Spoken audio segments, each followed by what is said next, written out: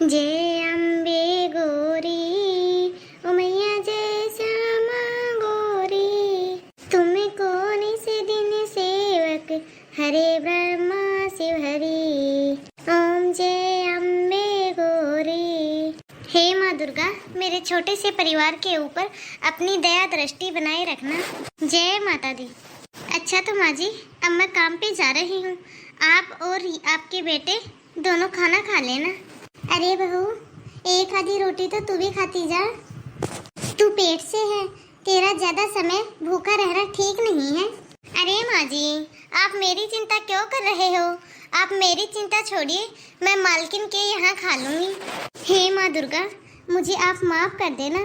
माँ जी से झूठ बोलने के सिवा मेरे पास और कोई दूसरा चारा भी तो नहीं, क्योंकि मेरे घर में आटा इतना कम था कि गिन के मैंने माँ जी और मोहन जी दोनों के लिए रोटी बनाई। बस इतनी ही रोटी है जितना ये लोग खा सकते हैं।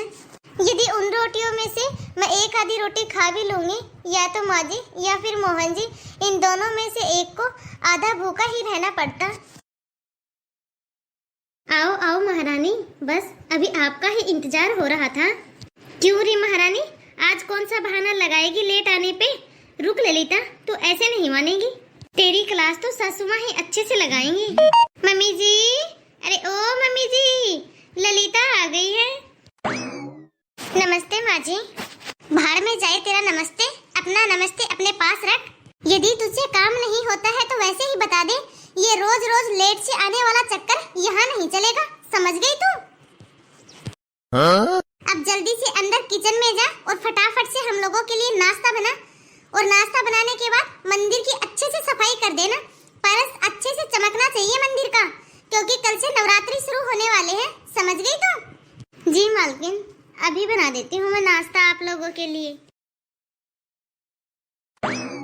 अरे ओ कामचोर, ये क्या हल्के हाथों से सफाई कर रही है?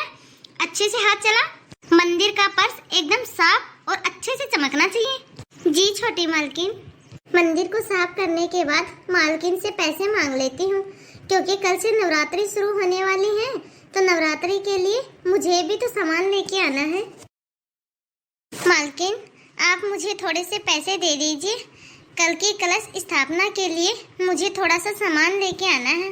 अरे मैंने क्या तुम गरीब की नवरात्रि का ठेका लेके रखा है?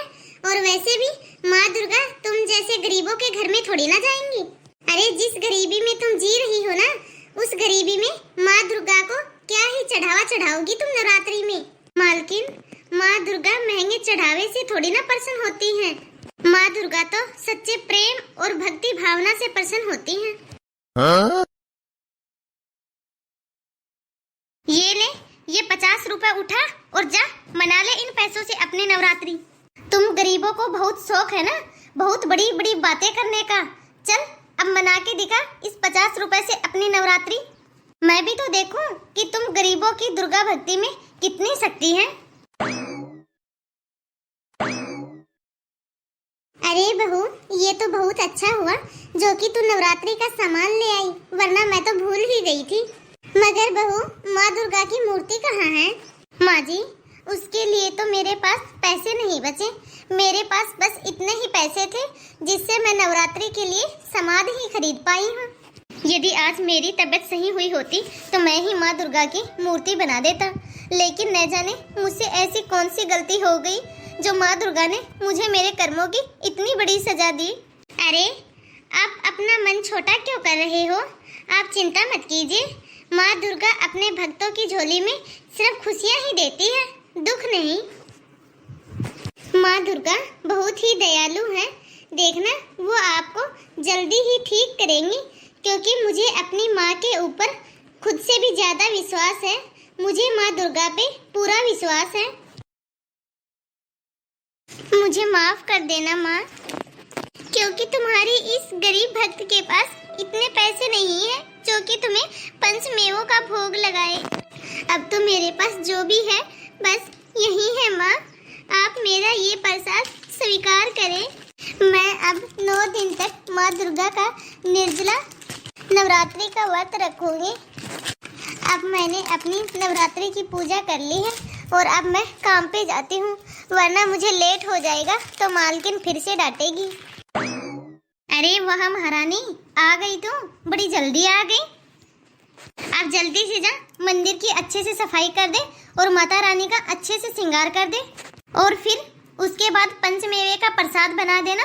तब तक तुम प्रसाद को रेडी करो, मैं और सासू माँ तैयार होके आते हैं। ये लीजिए मालकिन, मैंने प्रसाद बना दिया है, आप भोग लगा दीजिए। अरे ये प्रसाद तो देखो कैसे चिपचिपा सा है, कहीं इससे मेरी महंगी साड़ी खराब ना हो जाए। एक काम करो, इस प्रसाद से तुम ही माता रानी को भोग लगा दो, और भोग लगाने के बाद फिर जल्दी से फटाफट से किचन में जाओ और हम दोनों सास बहू के लिए खाना बना दो। व्रत के खाने का सारा सामान किचन में ही रखा है, कुट्टू का आटा, चावल, घी, सारा का सारा सामान रखा है। मालकिन, मुझे कुछ पैसे चाहिए, कल नवरात्रि है ना, तो मुझे कन्याओं को भोजन खिलाना है। तुझ गरीब को मेरी बात एक बार में बोलने से समझ में नहीं आती क्या? मैंने तुझे कितनी बार बोल दिया है कि महीना पूरा होने के बाद ही तुझे तुम्हारी पगार मिलेगी। तुझे काम करना है तो कर, वरना तू काम को छोड़ के भी जा सकती है, कोई जबरदस्ती नहीं है तेरे लिए। सासू माँ, कल नवरात्रि के ऊपर मैं अपनी सबसे अच्छी और सबसे महंगी वाली साड़ी पहनूंगी और उसी के सेट की ज्वेलरी भी पहनूंगी। अरे हाँ काजल बहू, वो वाली साड़ी तो तुम सुबह जब हम कन्याओं को भोजन खिलाएं तभी पहनना, और जब शाम को आरती के समय सब लोग गरबा खेलने के लिए आएंगे तो तुम्हारे पास जो महंगे वाला लहंगा है ना, वो ही पहनना, और उसकी मैचिंग की ज्वेलरी भी पहनना। लाखों की ज्वेलरी बनवाई है हमने तेरे लिए। ललिता, तू एक काम कर, मेरी कुछ पुरानी साड़ियाँ रखी हैं तो तू उनको अपने घर लेके जा, वरना कल जब सुबह तू कन्याओं को भोजन खिलाएगी तब ये ऐसी वाली ही साड़ी पहनेगी क्या? क्यों सासू माँ, सही बोल रही हूँ ना मैं? हे माँ दुर्गा, मैंने कितने मन से आपके लिए नवरात्रि का व्रत रखा था, लेकिन माँ अब मैं करूँ भी क्या? अब तो मेरे पास इतने पैसे भी नहीं है कि कल नवरात्रि के दिन मैं कन्याओं को भोजन भी खिला सकूं। हे माँ, मेरी मदद करो, अब तो आप ही मेरी मदद कर सकती हो माँ। अरे माँ जी, ये इतना सारा सामान कहाँ से आया? अरे बहू, तू भी क्या मजाक कर रही है? अभी थोड़ी देर पहले तूने ही तो उन बच्चियों के हाथ ये सारा सामान भिजवाया है। हाँ? मुझे पता है, ये सब मेरी माँ दुर्गा का ही चमत्कार है। मैंने माँ दुर्गा की आरती कर ली है, अब बाहर जाके देखती हूँ, कुछ बच्चियों की आवाज आ रही है मुझे। माँ, हम अंदर आ जाएं? आपके घर से पूरी और हलवे की बहुत ही स्वादिष्ट महक आ रही है माँ, इसलिए हम यहाँ पे खाना खाने के लिए आए हैं। अच्छा किया बच्चियों तुमने जो मेरे घर पे आई हो। आओ बेटा, आओ बैठो। बहू, मैं इनके पैर धोती हूँ और टीका कलावा बांधती हूँ, तब तक तू इन बच्चियों के लिए प्रसाद की थाली लगा।